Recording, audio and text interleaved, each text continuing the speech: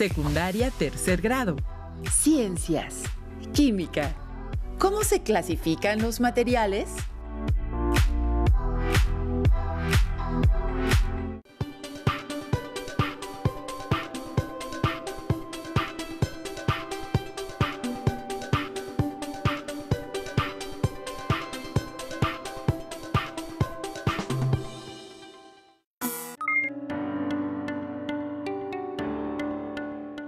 Bienvenidas alumnos y alumnas a esta sesión de la asignatura de Ciencias Química.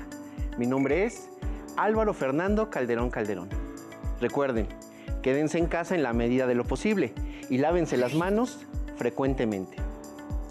En sesiones anteriores identificaron las propiedades de los materiales, como color, olor, densidad o viscosidad. Eso nos permitió hacer una primera caracterización. Enseguida aprendieron a clasificar las mezclas en homogéneas y heterogéneas, de acuerdo con las diferencias observables entre sus componentes. Ahora estudiaremos la clasificación química de los materiales. Antes de iniciar, quiero compartir la frase célebre de Isaac Asimov. La respuesta de que el proceso científico puede tener algunas veces repercusiones perjudiciales no debe implicar el abandono del avance científico, sino su sustitución por un avance aún mayor, aplicado con prudencia e inteligencia. En esta sesión identificarán y clasificarán materiales conocidos en el entorno, como mezclas, compuestos y elementos. Reflexionarán sobre la clasificación química de los materiales, es decir, con base en su composición, y retomaremos un concepto muy importante estudiado en el curso de Ciencias Física, el átomo. También aprenderán que la gran mayoría de los materiales con los que están hechos los objetos de uso cotidiano son elementos, compuestos o mezclas. Registren las dudas, inquietudes o dificultades que surjan al resolver los planteamientos en esta sesión. Estas las pueden resolver al consultar su libro de texto, al reflexionar en torno a los problemas que se presentarán y al resolver la actividad planteada como reto. Los materiales que vamos a utilizar en esta sesión son los siguientes: su libro de texto de ciencias con énfasis en química, su cuaderno de notas de la asignatura con la fecha y el título de nuestra sesión, 5 objetos o materiales de uso cotidiano. No se preocupen, los que tengan a la mano.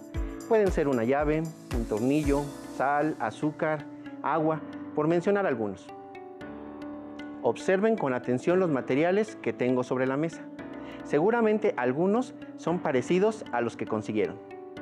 Son un tramo de tubo de cobre, un tornillo de hierro, un anillo de plata, sal, azúcar, agua con aceite, agua con colorante. Registren las siguientes preguntas en su cuaderno de ciencias para contestarlas al final de la sesión. ¿Cómo puedo clasificarlos? ¿Qué diferencias hay entre ellos, además del estado de agregación? ¿El nombre de los materiales me ayuda para clasificarlos? ¿De qué manera? ¿Cuáles de ellos se pueden clasificar como un elemento? ¿Cuáles se pueden clasificar como un compuesto? ¿Y cuáles como una mezcla? ¿Cuál es el criterio que me permite diferenciarlos? Recuerden que en sesiones anteriores aprendieron a identificar las mezclas, las clasificaron e incluso se trataron algunos métodos físicos para separar sus diferentes componentes. Una forma de iniciar la clasificación es identificar a las mezclas. Observen el siguiente video. Les ayudará para contestar en su cuaderno las preguntas presentadas y para clasificar los diferentes materiales mostrados anteriormente. Las sustancias puras se clasifican en elementos y compuestos. En nuestra vida cotidiana, estamos en contacto con diversos elementos. Por ejemplo, el oxígeno, que es el gas que participa en el proceso de la respiración. Con el cobre y el hierro, se elaboran diversos objetos de uso común.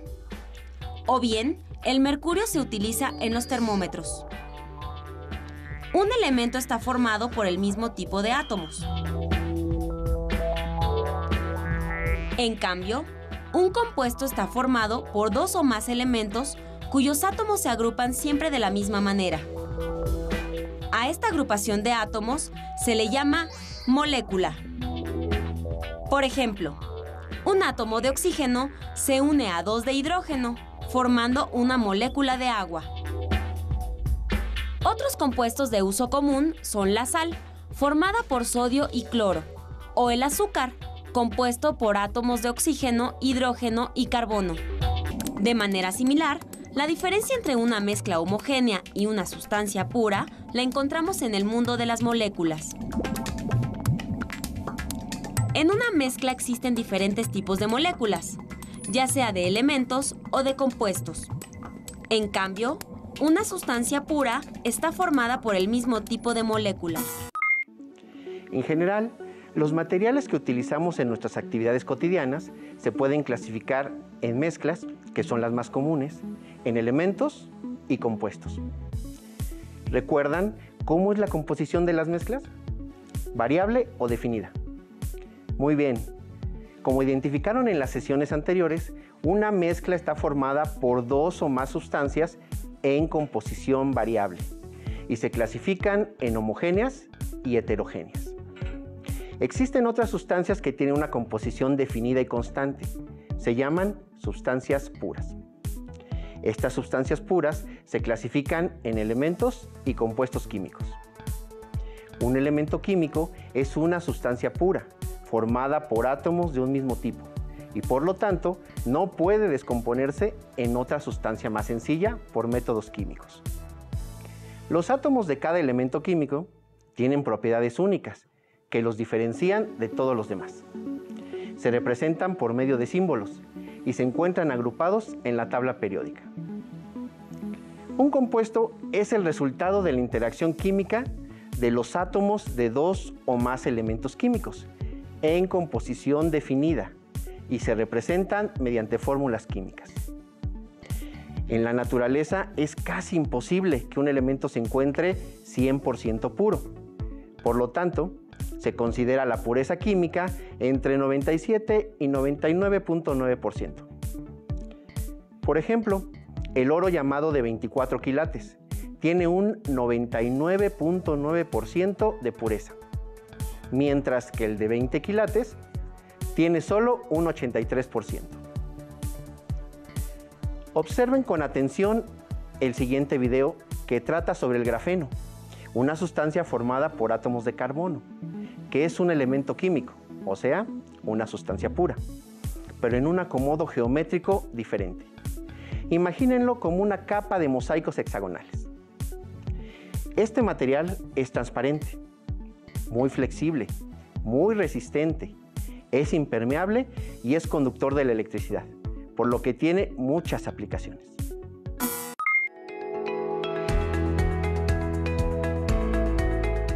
El SICA es fundamentalmente un centro de tecnologías de procesado de polímeros. El grafeno, desde que inicia el enorme entusiasmo por su estudio y utilización en el 2004, ha mostrado ser un material excepcional. Tiene una composición tan compleja como la siguiente: es carbón, se acabó, siempre con su característica bidimensional. Si yo aíslo una lámina de 1 milímetro de grafito, en esa lámina de 1 milímetro de espesor de grafito hay 3 millones de láminas de grafeno apiladas la una sobre la otra. Y lo que hay que hacer es separarlas. Es el material que tiene el récord de mayor número de récords de desempeño. Es más fuerte que el acero, conduce la electricidad 1000 veces mejor que el cobre, y por ello los usos potenciales del grafeno se cuentan por, ya no digo docenas, centenas. Sin embargo, para que esta apariencia se traslade a su uso industrial, que se despliegue en beneficio social, se requiere que podamos manufacturarlo en grandes cantidades de forma económica y de forma reproducible en cuanto a sus características. Las aplicaciones buscadas en el SICA y en el país son otras muchas. Es elaborar materiales compuestos, es decir, mezclas de grafenos con polímeros que conduzcan electricidad, que conduzcan calor, que sean escudos de radiación electromagnética, que puedan ser cargados de tal suerte que se utilicen como vehículos para la conducción de medicamentos a sitios dañados en el cuerpo. Si los disponemos en una estructura tridimensional, si yo tomo una esponja y la modifico con láminas de grafeno, esta esponja puede ser utilizada para capturar aceite. ¿Por qué es relevante? En las derramas de aceite o de petróleo que hay, se pueden utilizar materiales tridimensionales de grafeno para atraparlo. ¿Con qué ventaja? Primero, la remoción. La segunda es que los exprimes, le sacas el aceite y ya separaste agua y aceite. El grafeno y sus primeras aplicaciones, si tú quieres más sencillas, son precisamente hacia tratamientos medioambientales, para disminuir el impacto y definitivamente para resarcir el medio ambiente. El CONACYT ha sido fundamental, creyó en la idea, creyó un planteamiento muy básico que es: hay grandes oportunidades, el material es extraordinario, en México podemos competir con los grandes. México puede ser uno de los líderes en la investigación, desarrollo e innovación de materiales grafénicos. Por ello, es necesario, se requiere seguir facilitando los recursos necesarios para lograrlo, apoyando así el quehacer científico y tecnológico nacional. Observen con atención la infografía. Durante esta emergencia sanitaria es importante desinfectar las superficies, pero no deben mezclar diferentes productos de limpieza, porque puede ser peligroso. Vamos a clasificar las diferentes sustancias que aparecen en la imagen y las que mostré anteriormente en elementos, compuestos o mezclas. Comenzamos. Ese es el reto del día de hoy. Elaboren en su cuaderno un cuadro con 3 columnas, como el siguiente. Ahora, vamos a mencionar los nombres de las diferentes sustancias. Colóquenlas en la columna que corresponda. Número 1. Disolución de hipoclorito de sodio. Es el cloro que venden en los supermercados. ¿Dónde lo colocarían? Elemento, compuesto o mezcla. Número 2. Vinagre. Disolución de ácido acético. Número 3. Ácido clorhídrico. Número 4. Cloro gaseoso. Número 5. Alcohol. Etanol. Número 6. Cloroformo. Número 7. Agua oxigenada. Peróxido de hidrógeno. Número 8. Amoníaco. Número 9. Tubo de cobre. Número 10. Tornillo de hierro. Número 11. Anillo de plata. Número 12. Sal. Cloruro de sodio. Número 13. Azúcar. Sacarosa. Número 14. Agua. Número 15. Agua con aceite. Y número 16. Agua con colorante. Observen con atención el siguiente video. En él se presentan más aplicaciones de los elementos, los compuestos y las mezclas.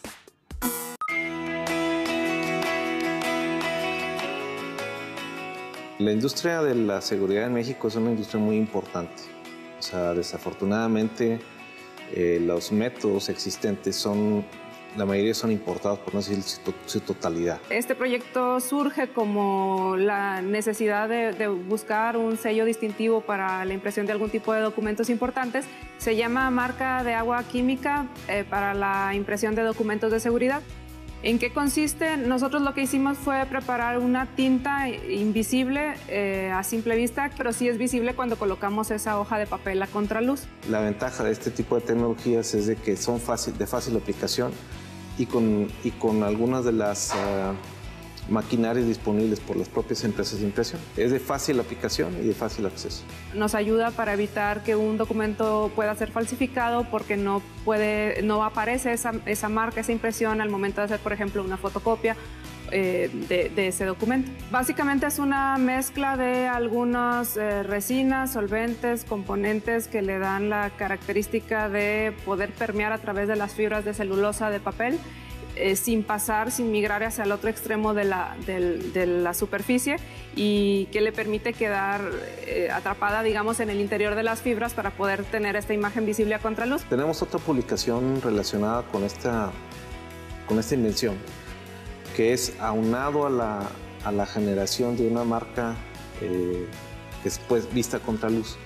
Esa misma marca tiene algunos componentes químicos que la hacen reaccionar con la luz ultravioleta. O sea, una parte extra de la seguridad es que es visible a contraluz, pero también son visibles con pantallas ultravioleta. Eso pues da una doble certeza de la autenticación de un documento. Entonces, digamos, ese fue el desarrollo de por qué empezamos a trabajar en esta marca, en esta tinta, que puede brindar una distinción de seguridad.